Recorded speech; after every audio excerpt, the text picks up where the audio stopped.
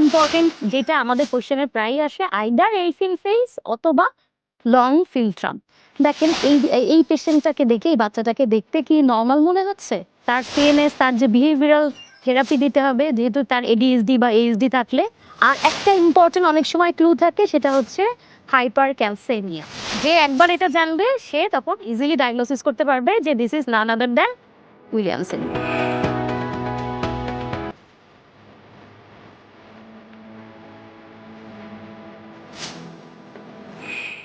MRCPCH এর একটা খুব গুরুত্বপূর্ণ পোর্শন হচ্ছে বিভিন্ন সিনড্রোম।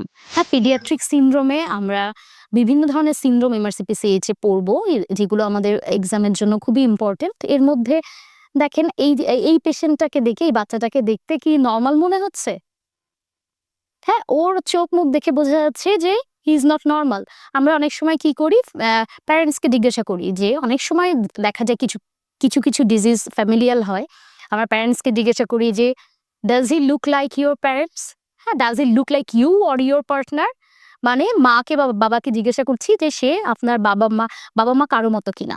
দেখা যায় যে ম্যাক্সিমাম সিনড্রোম গুলোতে, হ্যাঁ, অনেকেই আছে বলে যে হ্যাঁ একজনের সাথে দেখতে বা কারো মতোই দেখতে না। হ্যাঁ, এই ধরনের genetic, this is some kind of genetic disorder, genetic syndrome. বিভিন্ন জেনেটিক পোর্শন ডিলিশন, ডুপ্লিকেশন, নানা কারণে এই সিনড্রোম গুলো তৈরি হয়। আসেন আমরা দেখি এই পেশেন্টটাকে দেখে কিরকম কি ফেসিস অ্যাবনর্মাল মনে হচ্ছে। যেমন দেখেন, হেডটা ব্রড, হ্যাঁ, চোখের তার হচ্ছে এখানে ওয়াইড ডিপ্রেস একটা ন্যাজাল ব্রিজ আছে। ফিল্ট্রামটা খেয়াল করেন যে এটা খুব স্মুথ, এখানে কোনো ফিল্ট্রাম, আমাদের যে লং, ওর ফিল্ট্রামটা অনেক লং, একটা স্মুথ একটা ফিল্ট্রাম। হ্যাঁ, তার পয়েন্টেড, চিনটা একটু পয়েন্টেড, ওয়াইড ওপেন, দেখেন মাউথটা কিছুটা ওপেন, টিথ শেপ গুলো একটু অ্যাবনর্মাল। হ্যাঁ, he looks like some syndrome. হ্যাঁ, এইটাকে আমরা এই ধরনের, এটা হচ্ছে MRCPCH এর খুব জনপ্রিয় একটা সিনড্রোম, যেটা আমরা পার্ট 1 পার্ট 2 ইভেন ক্লিনিক্যালেও আমরা এই সিনড্রোমটা ফেস করব। It's called William syndrome. William সিনড্রোমের, এখন দেখেন যে এই উইলিয়াম সিনড্রোম আমরা সিনারিও দেখে চিনব কিভাবে। এটা হচ্ছে একটা real example. Another 2 more pictures of William syndrome. These are the clinical feature, যেটা আমি যে জিনিসগুলো বললাম যে ক্লিনিক্যাল ফিচার উইলিয়াম সিনড্রোমে। হ্যাঁ, ক্লিনিক্যাল ফিচার কি? Long philtrum, elfin facies. Elfin হচ্ছে বিভিন্ন ধরনের একটা কার্টুন ক্যারেক্টার, বিভিন্ন মুভি যাদের এই ফেসিয়াল ফিচার গুলো থাকে, এই টাইপের দেখবেন যে আপনারা অনেকে দেখেছেন, এলফিনের মুভিগুলো দেখেছেন। হ্যাঁ, these are the special facial feature, broad mouth, short nose and bulbous nasal tip. দেখেন তার নাকের শেপটা শর্ট এবং আপটার নোজটা একটু উপর দিকে করা। হ্যাঁ, যে ডিউ টু এই ফিল্ট্রাম এয়ার অ্যান্ড ওয়াইড ওপেন একটা মাউথ, এটার সাথে পেগ শেপ টিথ, মানে widely spaced conical teeth. These are peg shape teeth. These are the specific feature of William syndrome, যেটা আমরা পরবর্তীতে সিনারিও যখন দেখব, যেভাবে আমরা ডায়াগনোসিস করব, সেই সিনড্রোমে কাজে লাগবে। অ্যান্ড দেন দেখেন ককটেইল পার্সোনালিটি মিনস যে তারা খুবই হ্যাপি, সোশ্যাল কিছু, যে সোশ্যাল ক্যারেক্টার, তারা যে খুব তার সারাক্ষণ বিভিন্ন মানুষের সাথে বিভিন্ন মিউজিক পছন্দ করে, পার্টি পছন্দ করে। That means cocktail personality. And there are some form of mental retardation, মানে ডেভেলপমেন্টাল ডিলে থাকে, মাইল্ড টু মডারেট তাদের মেন্টাল রিটার্ডেশন থাকে। ইভেন তারা বিভিন্ন, আমরা বলি অটিজম বা ADHD, attention deficit hyper active disorder, বিভিন্ন বিহেভিয়ারাল ডিসঅর্ডার গুলো তাদের থাকে, এবং বিভিন্ন জয়েন্ট, এবং তারা এই উইলিয়াম সিনড্রোমে অনেক জায়গায় বডির অনেকগুলো পার্ট এফেক্টেড হয় সবচেয়ে।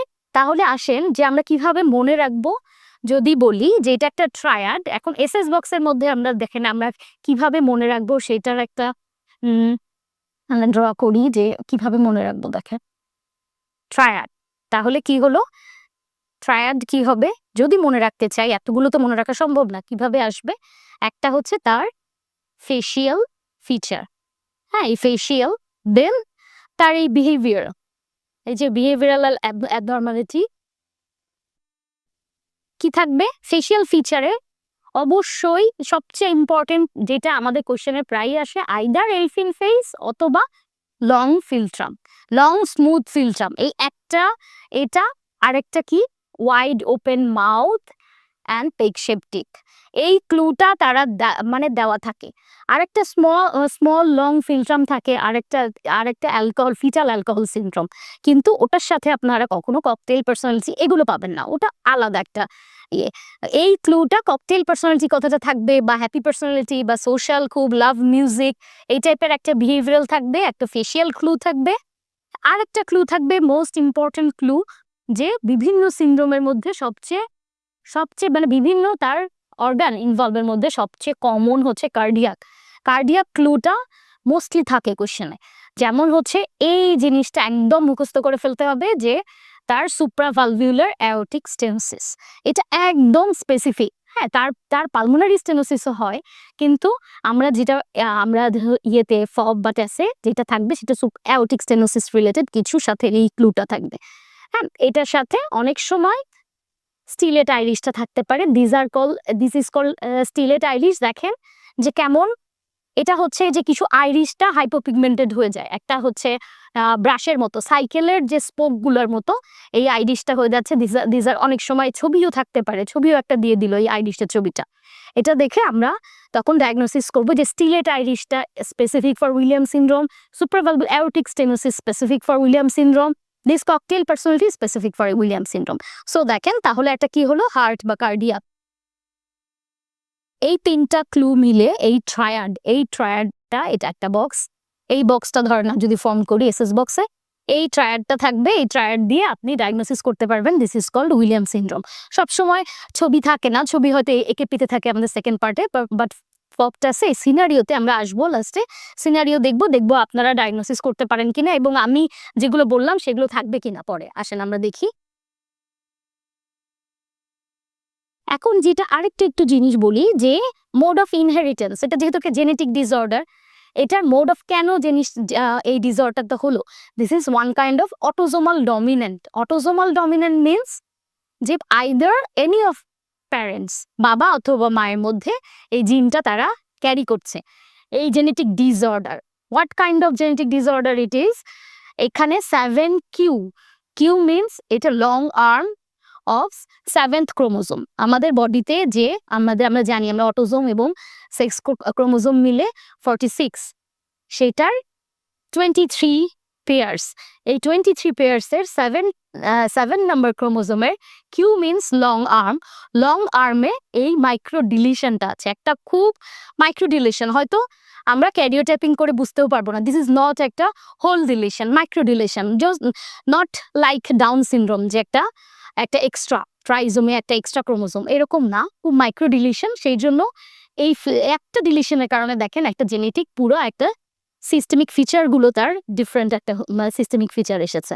আর একটা ইম্পর্টেন্ট অনেক সময় ক্লু থাকে, সেটা হচ্ছে hypercalcaemia, calcium level are so high here. This are some other features, কিন্তু এগুলো আমাদের এত সিনড্রোম, আমরা কমপক্ষে 30 থেকে 40টা সিনড্রোম আমাদের পরীক্ষায় লাগবে, এখান থেকে এই জিনিসগুলো লাগবে না। এগুলো জাস্ট আপনারা একবার চোখে দেখবেন বা একবার পড়বেন জাস্ট, কিন্তু মনে রাখবেন যেটা আমরা বলেছি। এই দেখেন, যদি কেউ মেনোমিক মনে রাখতে চান, জাস্ট WILLAMS, উইলিয়ামসে যা আছে আমি যে কয়েকটা বললাম, দেখেন ইনক্রিজ ক্যালসিয়াম। যদি অনেক সময় থাকে যে উইলিয়াম সিনড্রোমে সবচেয়ে ইম্পর্টেন্ট ইনভেস্টিগেশন আমরা ফাইন্ডিং কি পেতে পারি, দেয়ার ইজ হাইপার ক্যালসেমিয়ার কারণে। এবং আরেকটা কি, অ্যাওর্টিক স্টেনোসিস। বডি শুধু অ্যাওর্টিক স্টেনোসিস না, বডির বিভিন্ন artery, even renal artery stenosis হতে পারে। হ্যাঁ, বডির বিভিন্ন আর্টারিতে স্টেনোসিস হয় দিস উইলিয়াম সিনড্রোমে। এবং এগুলো যে সোয়েলিং দেখেন, এই যে ড্রুপি পাফিনেস হয়ে আছে, হ্যাঁ, এগুলো কিছু আপনার চেহারাটা দেখলেই বুঝবেন, এই মুখের পোর্শনটুকু এইটুকু দেখলেই আসলে উইলিয়াম সিনড্রোম ডায়াগনোসিস করা সম্ভব। এখন আসেন যে আমাদের এতটুকু লাগবে পার্ট 1-এ, এরপরে আমরা আর কিছু জানবো যে তাহলে ইনভেস্টিগেশন কি হবে। মাইক্রো ডিলিশন তো আমরা নর্মাল ক্যারিওটাইপিং এ পারবো না, আমাদের এটা নিয়ে আমরা আরেকটা ক্লাসে হয়তো এই জেনেটিক ইনভেস্টিগেশন গুলো বলবো। আজকে শুধু নামগুলো দেখেন, দিস ইজ মাইক্রো অ্যারে দিয়ে আমরা যে কোনো ডিলিশন, এরকম মাইক্রো ডিলিশন আমরা পারবো। এটা একটা genetic test and fluorescent in situ hybridization. এখন হচ্ছে যে আপনাদের ইনভেস্টিগেশনে থাকে যে হোয়াট আর দ্য, তাহলে আমরা এখন কোন ইনভেস্টিগেশনটা করব ফর উইলিয়ামস সিনড্রোম। আপনাদের যদি ফিশ থাকে তাহলে 1 নম্বরে আপনারা ফিশটাকে চুজ করবেন।